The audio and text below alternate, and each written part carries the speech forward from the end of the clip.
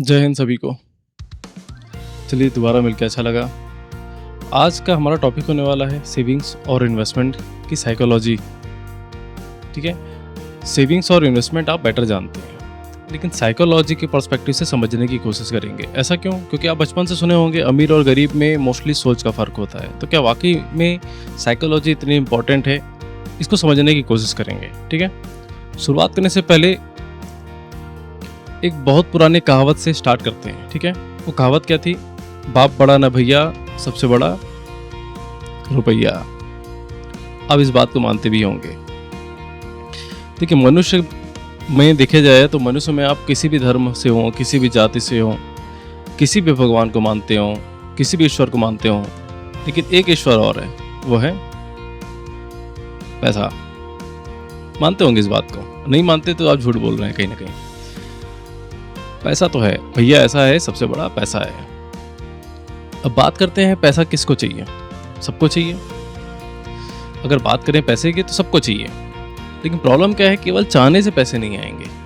अगर आप चाहते हैं पैसा आपको आ जाए, तो रोड के किनारे बैठा हुआ एक भिखमंगा है, वो भी चाहता है पैसे आ जाएं। तो केवल चाहने से पैसे नहीं आएंगे। तो क्या करना पड़ेगा? काम करना पड़ेगा। और इस काम को लेकर हम लोग पुराने वीडियो में डिस्कस कर ही चुके हैं, हार्ड वर्क और स्मार्ट वर्क। ठीक है, हार्ड वर्क मतलब पैसा कमाना, स्मार्ट वर्क मतलब पैसा बनाना, बस यही डिफरेंस है। फिर हमने ये भी समझा था अगर केवल पैसा कमाना जानते हैं तो अभी की डेट में हिसाब से अभी जिस कंडीशन से महंगाई बढ़ रही है, और हम आप पेट्रोल का रेट तो देख ही रहे होंगे, तो ये केवल स्टार्ट है। अभी इन्फ्लेशन बहुत बढ़ेगी, महंगाई काफ़ी बढ़ जाएगी, खर्चे बहुत बढ़ेंगे। तो अगर केवल पैसा कमा रहे हैं तो वो पूर्ति नहीं होने वाली है। आपको पैसे से पैसा बनाना सीखना होगा, और पैसे से पैसा बनाने के लिए सॉरी, आपको क्या चाहिए? आपको करना पड़ेगा इन्वेस्टमेंट। तो इन्वेस्टमेंट और सेविंग्स की साइकोलॉजी को समझने की कोशिश करेंगे। ठीक है, इन्वेस्टमेंट की बात आ रही है ना, तो इन्वेस्टमेंट से पहले आता है सेविंग्स। ठीक है, पैसा सेव ही नहीं है, पैसा आपके पास है ही नहीं, तो इन्वेस्टमेंट का सोचेंगे कहाँ से? तो सेविंग्स की साइकोलॉजी को समझने की कोशिश करते हैं। अब एक बात बताइए, एक सवाल है मेरा यहाँ पे, आपको सेविंग्स सिखाए किसने? कहीं ना कहीं आपको आंसर मिलेगा आपके पेरेंट्स ने। मजबूरी ने सिखाया ये मत बोलिएगा। बचपन में हमको सिखाया किसने? हमारे पेरेंट्स ने। मैं गया अपनी मम्मी के पास, मम्मी से पूछा, मम्मी आपको बचत करना किसने सिखाया? आंसर मिला उनके पेरेंट्स। फिर मैंने एक सवाल पूछा, मम्मी क्या लगता है आपको, आपके पेरेंट्स को किसने सिखाया होगा? उनके पेरेंट्स। मैं बोला गजब मम्मी, क्या बात है, आपके पेरेंट्स, उनके पेरेंट्स, मतलब 100 साल से आप लोग क्या कर रहे हैं? सेविंग्स। समझिएगा ना, 100 साल से क्या कर रहे हैं? बचत कर रहे हैं। मैं बोला मम्मी गजब, आपकी जनरेशन अलग, पापा की जनरेशन अलग, पापा के पेरेंट्स भी, उनके पेरेंट्स भी क्या कर रहे हैं? सेविंग्स। तो मेरा कहना सिंपल था कि 100 साल से आप दोनों क्या कर रहे हैं? सेविंग कर रहे हैं, बचत कर रहे हैं। तो मम्मी पूछी, कहना क्या चाहते हो? याद होगा ना वो मीम्स, कहना क्या चाहते हो? मेरा सिंपल सा सवाल था, मम्मी 100 साल से बचत कर रहे हैं तो 2, 5, 10 लाख रुपए तो होगा मेरे नाम से। 100 साल से बचत कर रहे हैं तो 2, 5, 10 लाख रुपए तो होना चाहिए मेरे नाम से। चाहिए। मैं बोला क्या लगता है पैसे मिले मुझे? आप समझ गए होंगे, पैसे तो नहीं मिले मुझे। फिर मैंने एक सवाल पूछा, मम्मी एक बात बताइए, 100 साल से बचत करने के बाद भी रिजल्ट 0 है, तो आप जो मुझे गुल्लक दे रहे हैं, ठीक है, गुल्लक होता था ना पहले जमाने में, मैंने मम्मी से सिंपल सा पूछा, आप जो मुझे गुल्लक दे रहे हैं और मुझे सिखा रहे हैं कि पैसे को बचत करो, 1-2 रुपए, 100 रुपए, तो मैं 2-5 साल में क्या उखाड़ लूंगा? जब 100 साल का रिजल्ट 0 है, 100 साल का रिजल्ट 0 है, तो 2, 5, 10 साल में मैं बचत करके क्या कर लूंगा? सोचने वाली बात है ना। पैसे तो मिले नहीं मुझे, खाना भी नहीं मिला उस बात पे। अब समझते हैं थोड़ा सा साइकोलॉजी बेस पे। सेविंग करके हम लोग पैसा रखते कहाँ पे? कैश में, या तो कहाँ पे? बैंक में। अच्छा, कैश में जब पैसा रखते हैं तो आपके पैसे में दिक्कत क्या होती है? कैश में पैसा रखने पर उसकी वैल्यू कम हो जाती है। क्यों? इन्फ्लेशन के कारण। वो आपको बेटर पता है, महंगे के कारण पैसा कम हो जाता है। अब बात करते हैं इन्फ्लेशन कितना है। हर साल महंगाई बढ़ रही है। अगर आपसे पूछा जाए कि महंगाई बढ़ने का दर कितना है, परसेंटेज कितना है, तो मोस्टली पता है लोगों को? मोस्टली आंसर नहीं मिलता है, कुछ रफली आंसर मिलते हैं। As per RBI data 5 to 6% का इन्फ्लेशन रेट है। अभी 7-8% भी सुनने को मिलेगा आपको, ठीक है। 5 से 6%, 7% as per RBI data inflation का रेट है। अब सवाल आता है कि इन्फ्लेशन का रेट 5-6% है, क्या एक्चुअल में यही है? आप इसमें एजुकेशन और हेल्थ केयर को जोड़ दीजिए तो आपको पता चलेगा कुछ ज्यादा ही है। तो आप एक काम करिए, आप इसको कैलकुलेट करिए। मान लीजिए जून 26 स्टार्ट होने वाला है। आप जून में जितने भी खर्च होने वाले हैं सबको नोट करो। जितने भी ग्रोसरीज आइटम आने वाले हैं सबकी क्वांटिटी नोट करिए और सबका प्राइस नोट करिए। एक प्रैक्टिस करिएगा, कोशिश करिएगा ये। मान लीजिए जून 2026 में 10,000 रुपये का सामान आया आपके घर में। अब आप काम करिए, जून 2027 में जब आप सेम सामान सेम क्वांटिटी का बाई करेंगे, क्या 10,000 रुपये का आएगा? पॉसिबल ही नहीं है। Got it? लेकिन एक चीज है, अब आपको आंकड़ा मिल जाएगा। 10,000 का सामान 10,500 रुपए का मिल रहा है कि 11,000 में मिल रहा है, ये आपको क्लियर हो जाएगा। अगर 10,000 का सामान 11,000 का मिल रहा है, मतलब 10% की इन्फ्लेशन है। Got it? अब एक काम करिए, आप एक रफली आइडिया ले रहे हैं। मान लीजिए 10% का इन्फ्लेशन मिल गया आपको। अब एक काम करिए, आप देखिए, आपने एक साइड में आपकी जो अर्निंग थी 26 में, वो अर्निंग आपकी 27 में, एक साल में, क्या वो 10% से इंक्रीज हुई कि नहीं हुई? आपकी इनकम, आपकी सैलरी, क्या वो 10% से इंक्रीज हुई? मोस्टली आंसर मिलेगा आपको नहीं। आपकी अर्निंग इंक्रीज नहीं हुई। फिर आप देखिए कि आपने जो पैसे रखे थे कहाँ पे, कैश में, वो तो बेकार हो गए। फिर दूसरा कहाँ रखे थे आपने? बैंक में। तो बैंक में जो आपको इंटरेस्ट मिला, सेविंग अकाउंट में या एफडी अकाउंट में या पीपीएफ अकाउंट में, जो भी आपको इंटरेस्ट मिला, क्या वो इंटरेस्ट आपका इस इन्फ्लेशन को बीट कर पाया कि नहीं कर पाया? तो मोस्टली आपको आंसर नहीं मिलेगा। तो आपको पता चलेगा केवल सेविंग अगर आप करते रहेंगे लॉन्ग टर्म में, तो कहीं ना कहीं पैसे की वैल्यू दिन पर दिन कम होती जाएगी। इसलिए सेविंग से उठकर हमें क्या करना पड़ता है? इन्वेस्टमेंट। अब बात जब इन्वेस्टमेंट का आती है ना, तो इन्वेस्टमेंट के लिए पैसा चाहिए। ध्यान दीजिएगा, साइकोलॉजी की बात हो रही है ना। इन्वेस्टमेंट के बारे में काफी डिटेल में डिस्कस करेंगे अगली वीडियो में कि डायरेक्ट इन्वेस्टमेंट क्या है, इनडायरेक्ट इन्वेस्टमेंट क्या है। अभी साइकोलॉजी की बात करते हैं। इन्वेस्टमेंट के लिए चाहिए पैसा, और सेव होना चाहिए ना पहले आपके पास में। सेविंग का फॉर्मूला क्या है? सेविंग का फॉर्मूला है इनकम माइनस एक्सपेंस। खर्च करने के बाद जो पैसे बच जाएं उसको हम लोग सेविंग्स बोलते हैं। और मोस्टली प्रॉब्लम क्या है आज के युग में? खर्च करने के बाद पैसे बचते ही नहीं हैं। वॉरेन बफेट ने क्या बोला है?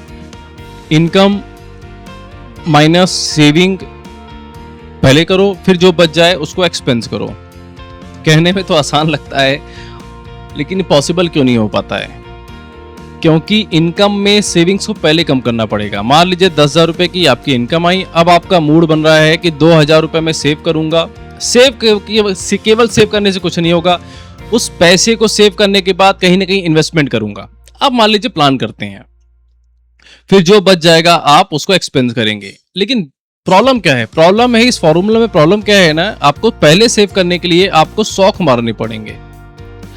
आपको अपने शौक से कॉम्प्रोमाइज करना पड़ेगा, अपने खर्चों से कॉम्प्रोमाइज करना पड़ेगा। और जब ये आप प्लान कर रहे होंगे, क्योंकि इन्वेस्टमेंट का रिजल्ट कब है? 5-10 साल के बाद, 15 साल के बाद। ध्यान दीजिएगा, अमीर बनने का कोई शॉर्टकट नहीं है, सक्सेस का कोई शॉर्टकट नहीं होता है। अगर आपको कोई बता रहा है कि ट्रेडिंग करके या शॉर्टकट में रोज 10 महीने का 10%, 5% कमा सकते हैं, ट्रेडिंग करके, ऐसा करके, वैसा करके, 99% झूठ बोल रहे हैं वो लोग। आप सुने भी होंगे, यूट्यूब पे सर्च करिए, कितने भी ऑनलाइन पढ़ाने वाले, यूट्यूब में पढ़ाने वाले लोग सब फ्रॉड ही थे। मोस्टली लोग ये आपको बेच के, कोर्स बेच के निकल लिए हैं। तो शॉर्टकट नहीं होता ना, सक्सेस का कोई शॉर्टकट नहीं है। इन्वेस्टमेंट में मान लीजिए टाइम लगेगा, तो 5 साल 10 साल। बहुत अच्छी किस्मत रही अगर कि कौन बनेगा करोड़पति के टाइप के शोज में आप जीत गए, आपको पैसे मिल गए, आप तुरंत अमीर बन गए, वो अलग बात है। लक फैक्टर 1 से 2% ही होता है, अदरवाइज आपको सारा मेहनत ही करना पड़ेगा। तो इन्वेस्टमेंट में आपको टाइम देना पड़ेगा 5 साल 10 साल। प्रॉब्लम क्या है, प्रॉब्लम समझिएगा ना। अब मान लीजिए, इसको एक एग्जांपल से लेते हैं, समझते हैं। यहां पे आपका माइंड है, ठीक है। अब आपका दिमाग क्या बोल रहा है कि 2000 रुपये बचाओ, उसको इन्वेस्टमेंट करो, हर महीने 2000 बचा रहे हैं, इन्वेस्टमेंट किए आप, 5 साल 10 साल 15 साल के बाद मान लीजिए आपको मिल गया 25 लाख रुपए। इम्पॉसिबल नहीं है ना, ये एक रफली आइडिया ले रहे हैं ना, कैलकुलेट करने के लिए केवल। आपका दिमाग बोला कि 2000 रुपए 10,000 रुपए महीने का बचाओ, और 5-10 साल के बाद, कितने साल के बाद, मान लीजिए 15 साल के बाद आपको कितना मिल सकता है, 25 लाख रुपए। अब आप खुश हैं कि हाँ, मैं धीरे धीरे सेव करूंगा, 25 लाख तक बना सकता हूँ। ये इम्पॉसिबल नहीं है, बन सकते हैं ना, कैलकुलेट करेंगे बाद में, इन्वेस्टमेंट में देखेंगे कितने CAGR, कितने कंपाउंडिंग रिटर्न के साथ में हम पैसे कितने बना सकते हैं। ये तो ठीक है, आपका दिमाग सही दे रहा है, आपको सही आंकड़े दे रहा है, लेकिन प्रॉब्लम क्या है, आपका दिल क्या बोलेगा। आपका दिल आपके दिमाग से एक सवाल पूछेगा, क्या पूछेगा, कितने साल के बाद, दिमाग बोलेगा 15 साल के बाद। आपका दिल क्या बोलेगा, जानते हैं आपका दिल क्या बोलेगा, आपका दिल बोलेगा 4 दिन की जिंदगी है, 15 साल कौन देखा है, सोचिएगा ना, सॉरी, 4 दिन की जिंदगी, क्या लेकर आए थे, क्या लेकर जाओगे, 15 साल कोई देखा है क्या। सोचिए वास्तव में कितने साल के बाद रिटर्न मिलेगा, 15 साल के बाद। आपका दिल क्या बोलेगा कि 15 साल कोई देखा है क्या, क्योंकि आपका दिल क्या बोलता है ना देखिए ध्यान दीजिएगा, मैंने बताया ना, आपको बचत करने के लिए शौक मारने पड़ेंगे, और शौक बड़ी चीज है, शौक को मारना इतना आसान नहीं होता है, क्योंकि दिल क्या बोलेगा, भाई जिस चीज को हम मार के 15 साल के लिए सपना देख रहे हैं, क्या पता 15 साल के बाद हम जिंदा रहे न रहे। ये बात बहुत आती है, साइकोलॉजी की बात हो रही है ना, इसलिए लोग लॉन्ग टर्म का सोच नहीं पाते हैं। अभी काम करिए, आप कैलकुलेट करिए कि आपकी उम्र कितनी है अभी, 30 साल 35 साल 50 साल 55 साल 60 साल, आप कैलकुलेट करिए और 2 मिनट आंख बंद करके विचार करिए, सोचिए कि आप 30 साल के हो गए, आपको पता चला, या आपके बच्चे हो गए 10 साल के, आपके बच्चे 15 साल के हो गए, आपके बच्चे 5 साल के हो गए, लिटरली पता चला आपको समय बीतते हुए। यहां पे आपको आंसर मिलेगा नहीं कि पता नहीं चला। एक छोटा सा एग्जांपल देखते हैं। मान लीजिए घर में जब बच्चे पैदा होते हैं तो हम लोग छठी मनाते हैं, बर्थडे मनाते हैं कि नहीं मनाते हैं, बर्थडे मनाते हैं। ध्यान दीजिएगा ना, एक बच्चा है, बच्चे के नाम से हम लोग खर्च करते हैं कि नहीं करते हैं। सोचिए 1 साल का बच्चा है, उसके लिए बर्थडे मनाते हैं, छठी मनाते हैं, तमाम प्रकार खर्च करते हैं। तो मेरा एक सिंपल सवाल है, ये खर्च जो कर रहे हैं उस बच्चे के लिए कर रहे हैं कि आप अपने शौक के लिए कर रहे हैं। तो आंसर मिलेगा मोस्टली आप अपने शौक के लिए कर रहे होते हैं। बच्चे 1 साल के बच्चे को क्या पता कि घर में कौन से पकवान बने, कितने लोग मेहमान आ रहे हैं खाने पीने के लिए। इवन वो केक तक नहीं खाएगा जो उसके लिए केक ला रहे हैं, केक तो कोई और ही खाता है। तो हम बच्चे के नाम से खर्च करने के लिए तैयार हैं और बोलते हैं बच्चे, हम बच्चे से बहुत प्यार करते हैं इसलिए हम खर्च कर रहे हैं। वो आप अपने दिखावे के लिए, अपने शौक के लिए खर्च कर रहे होते हैं। इस बात को मानना पड़ेगा आपको। देखिए दुनिया में आप सबको मूर्ख बना सकते हैं, अपने आप को मत बनाइए, अपने आप से झूठ मत बोलिए। जिस दिन आप अपने आप से झूठ बोलने लगे, अपने आप को मॉडिफाई करने लगे, आप अपने आप से झूठ बोल के अपने आप को कॉम्प्रोमाइज करने लगे, दिक्कत हो जाएगी। आप अपने आप को सच बोलो कि आप जो कर रहे हैं गलत कर रहे हैं। आप अपने शौक के लिए बच्चे के नाम से खर्च करते हैं। वास्तव में अगर आपको प्यार है तो एक बात बताइए, बच्चे के नाम से इन्वेस्टमेंट कितने लोग करते हैं? क्योंकि जब बात इन्वेस्टमेंट की आती है फिर लगता है कि इन्वेस्टमेंट का रिजल्ट मिलेगा 10 साल के बाद, ठीक है। वहां पे हम सोचते हैं इन्वेस्टमेंट का रिजल्ट मिलेगा 10 साल के बाद, तो बच्चे का बर्थडे क्यों मना रहे हैं? क्या पता 10 साल के बाद कोई रहे ना रहे। हम खर्च करने के लिए तैयार रहते हैं। जानते हैं ऐसा क्यों होता है? खर्च करने के लिए तैयार क्यों होते हैं, समझिएगा ना। क्योंकि खर्च करने के बाद आपको एक डोपामिन रिलीज होती है, जिसको बोलते हैं संतुष्टि, एक खुशी मिलती है। ये साइकोलॉजी है ना एक्चुअली में। आप देखेंगे जब आप एक नया मोबाइल लेते हैं तो कम से कम 10-15 दिन तक तो आपको बड़ी खुशी मिलती है। उस मोबाइल को आप छुपा के नहीं रह सकते, आप मोबाइल को हाथ में ले घूमते हैं, दिखाते रहते हैं। आईफोन ले लीजिए तो दिखाते रहते हैं कि हम आईफोन लिए हैं, क्योंकि वो दिखाने में जो खुशी है ना वो कहीं नहीं मिलती। इस बात को मानिएगा। तो खर्च करने के बाद जो खुशी मिलती है ना, डोपामिन रिलीज होता है ना, उससे दिल को बहुत संतुष्टि मिलती है।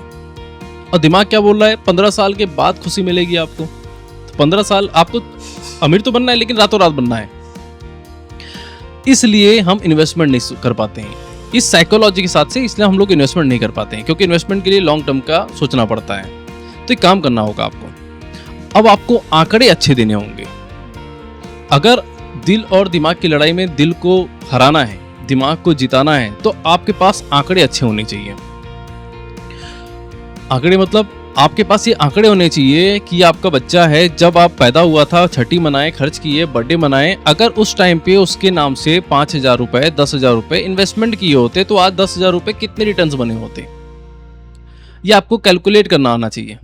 ठीक है, ये कैलकुलेट कैसे करेंगे आगे वीडियो में समझेंगे हम लोग। आप ये जिस दिन कैलकुलेट करने लगे, फिर आपको पछतावा होगा, लिटरली आप पछतावा होगा कि काश मैंने गलती से इन्वेस्टमेंट कर दी होती, अच्छे कंपनी के पार्टनर बन गए होते, तो आज भी हमारे पास में अच्छे खासे रुपए होते। और 2 साल, 5 साल, 10 साल बीतते पता नहीं चलता। विश्वास मानिए, आपकी जितनी भी उम्र है, रात को सोचिएगा, विचार करिएगा, आप 40 साल के हो गए और पता चला आपको, लिटरली पता नहीं चला होगा। तो इसलिए मेरा कहना है कि इन्वेस्टमेंट को जिताने के लिए, अपने दिमाग को जिताने के लिए आपको आंकड़े अच्छे देने पड़ेंगे, ताकि दिल आपका वहाँ पे बोले कि हाँ ठीक है, थोड़ा सा शौक मारते हैं, आने वाले 2, 5 साल, 10 साल में आप अच्छे चीज़ें बना सकते हैं। इसको समझाने के लिए ना, मेरे जीवन में परिवर्तन कहाँ से आया आपको समझाते हैं थोड़ा सा, एक छोटा सा एग्जांपल के साथ में। बचपन में मैं मम्मी के साथ में एक बार गया था एक आई डॉक्टर के पास में।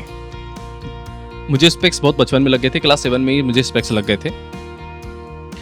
और नियर अबाउट हम लोग गए थे 80 किलोमीटर दूर, बस से गए थे। 80 किलोमीटर दूर एक जगह है, उस जगह पे हम लोग गए थे आँख चेक कराने। मैं मम्मी के साथ में गया था, लेकिन प्रॉब्लम क्या थी, जहाँ पे क्लिनिक था, हम लोग अपॉइंटमेंट लेके गए थे।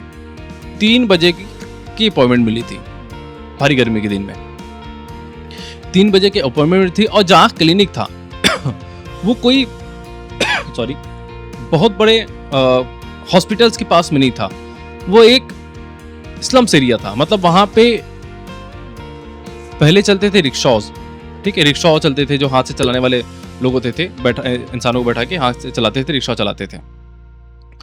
रिक्शा, चाय की दुकान थी वहां पे कुछ, वो एरिया काफी स्लम एरिया था, छोटा एरिया था। और उस जगह पे एक अच्छी खासी क्लिनिक थी, ठीक है, अच्छी खासी क्लिनिक थी। हमारी अपॉइंटमेंट थी 3 बजे, हम लोग पहुंचे करीब 2:30 बजे पहुंच चुके थे लंच उंच करके। फिर 3 बजे से हमें वेट करना पड़ा 5 बजे तक। और ध्यान दीजिएगा 80 किलोमीटर दूर वापस आना भी था। अब प्रॉब्लम क्या होने लगी, जब आप वेट करते हैं ना, तो वो समय काटना आसान नहीं होता है। 3 से 3:30 हुआ, ठीक है, 4 बजा, 4:30 हुआ। अब मैं एज में तो मैच्योर नहीं था, कम एज थी मेरी। मैं पैनिक होने लगा, मुझे गुस्सा आने लगा। मैं उस क्लिनिक से बाहर निकला और वहां पे एक चाय की दुकान थी, उस दुकान पे गया और वॉक कर रहा था वहां पे। तो काफी टेंशन में था कि इतना लेट हो रहा है, मुझे वापस भी जाना है, मम्मी के साथ में प्रॉब्लम हो रही है। तो चाय की दुकान पे मैं कुछ चॉकलेट ले रहा था। तो उस बंदे ने, चाय वाले बंदे ने पूछा कि भाई क्या बात है, बहुत टेंशन में दिख रहे हो, सब ठीक ठाक तो है। फिर मैंने बताया कि मेरी यहाँ पे अपॉइंटमेंट 3 बजे थी और 5 बज गए हैं, डॉक्टर साहब का कुछ अता पता नहीं है। बोले मतलब डॉक्टर साहब हैं, अंदर हैं, लेकिन 2-3 लोग को, पेशेंट को ट्रीट कर रहे हैं, इतना टाइम लगा रहे हैं, समझ नहीं आ रहा। मतलब मैंने बोला कि डॉक्टर काफ़ी एटीट्यूड वाले हैं। वहाँ पे जो रिसेप्शनिस्ट थी वो बोलती है कि अगर ज़्यादा लेट हो रहा है तो आप जा सकते हैं, आप सेकंड डे आ सकते हैं। मैं बोला इतनी दूर से आए हैं तो अब 3 बजे, 5 बजे, 6 बजे एक बार दिखा के जाएंगी। तो मैंने बोला, चाय वाले को बोला कि ये डॉक्टर बहुत घमंडी टाइप का है, बहुत एटीट्यूड है, बहुत पैसे कमा लिए लग रहे इसने, अच्छा खासा क्लिनिक डाल दिया है इसने। तो चाय वाले ने एक सवाल पूछा मुझसे, बोला कि आप 80 किलोमीटर दूर इन्हीं के पास क्यों आए हो, फिर रास्ते में तो बहुत सारे डॉक्टर हैं, उनसे मिल सकते थे आप, या आप वेट क्यों कर रहे हो? अगर आपको इतनी प्रॉब्लम है इनसे तो आप जा सकते हो। तो उन्होंने बोला ऐसा क्यों कर रहे हो, ऐसा इसलिए कर रहे हो। उन्होंने नहीं बोला ऐसा इसलिए कर रहे हो क्योंकि उनकी फीस बहुत कम है। मैं बोला हाँ, दूसरा, उनका बिहेवियर, उनका नेचर बहुत अच्छा है। मैं बोला हाँ, इस बात को तो मानता हूँ, मैं मिला हूं 1-2 बार। तीसरा, उनके ट्रीटमेंट बहुत अच्छे हैं, लूटते नहीं है वो, फालतू के मेडिसिन नहीं देते हैं, और जो फैक्ट है वो एक्चुअल बताते हैं, और होम रेमेडीज भी बताते हैं कैसे आपकी नंबर नहीं बढ़ेंगे। और विश्वास मानिए, मेरे लाइफ में क्लास 7 में -1 पॉइंट था मेरे स्पेक्स का, आज भी वही है। मेरे आंख की प्रॉब्लम दोबारा, मेरे आंख में प्रॉब्लम दोबारा नहीं हुई, इतनी अच्छी ट्रीटमेंट।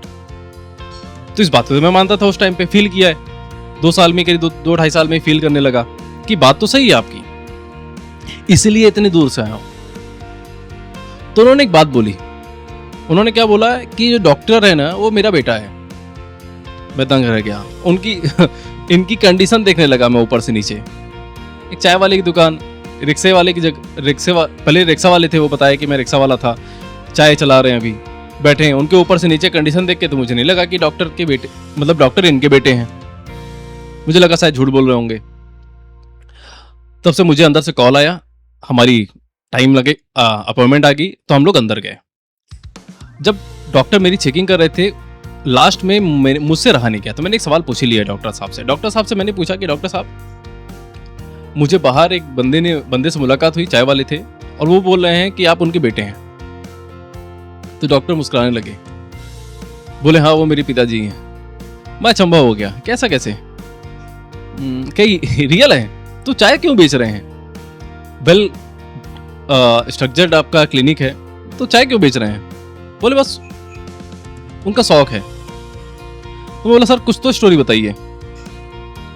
उन्होंने एक बात बताई मुझे जो मेरी लाइफ चेंज कर दी। उन्होंने एक बात बोला कि बेटा, जब मैं पढ़ता था ना, पढ़ाई करता था, तो जितने भी मेरे दोस्त लोग हैं या फिर मेरे सर्कल वाले लोग हैं या पापा के रिश्तेदार हैं, सब लोग बोलते थे कि एक रिक्शा वाले का लड़का डॉक्टर नहीं बनता। समझ रहे हैं? एक रिक्शा वाले का लड़का डॉक्टर नहीं बनता। एक तो अपने समाज से मैं लड़ रहा था, दूसरा जो डॉक्टर के बच्चे पढ़ाई कर रहे थे उनसे अलग लड़ाई थी, वो अलग अलग मजाक उड़ाते थे।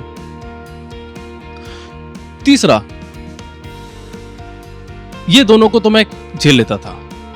तीसरा, कभी कभी मेरे अपने लोग भी बोलते थे कि क्या है कि जाके पिताजी का हेल्प कर, डॉक्टर बनने की पढ़ाई कर रहा है, इस उम्र में पढ़ाई कर रहा है, पापा की हेल्प करो, कमाने में हेल्प होगी।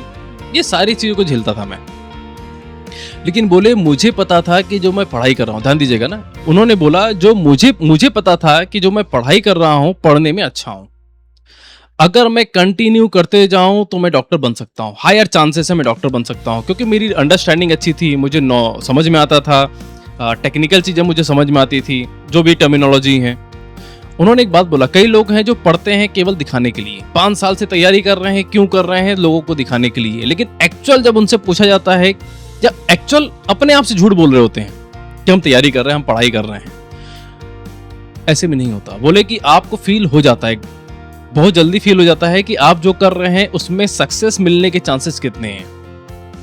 अगर आप अपने फीलिंग को रोक के, अपने आप से झूठ बोल के फिर भी करते रहते हैं तो आप सक्सेस नहीं होते जल्दी। तो उन्होंने बोला मुझे पता था कि अगर मैं पढ़ाई करूंगा तो डॉक्टर बन जाऊंगा, इसलिए मैंने किसी का नहीं सुना, केवल अपनी सुनी और मैं डॉक्टर बन गया।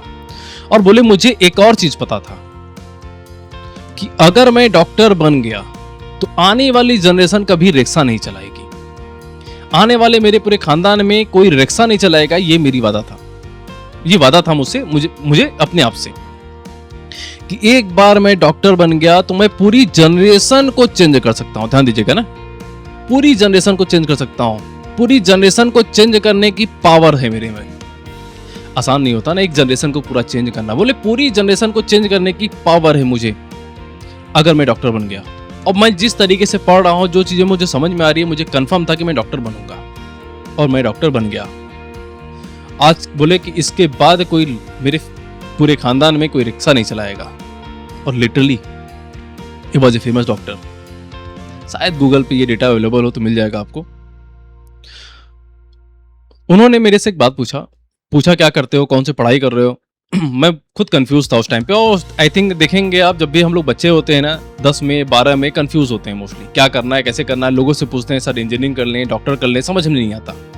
उन्होंने एक बात बोला कि जिस दिन आपको फील हो, जिस दिन आपको लगे कि आपको वो काम मिल गया है जिसमें आपको खुशी भी मिल रही है, आपको मजा भी आ रहा है, पैसे भी आ रहे हैं और उसमें आप 100% देकर आप अपने आप को चेंज कर सकते हैं। और जिस दिन आपको लगा कि आपके अंदर वो पावर आ गई है कि पूरी जनरेशन को आप चेंज कर सको, तो उस चीजों से पीछे मत हटना, क्योंकि समय बीते पता नहीं चलता ना।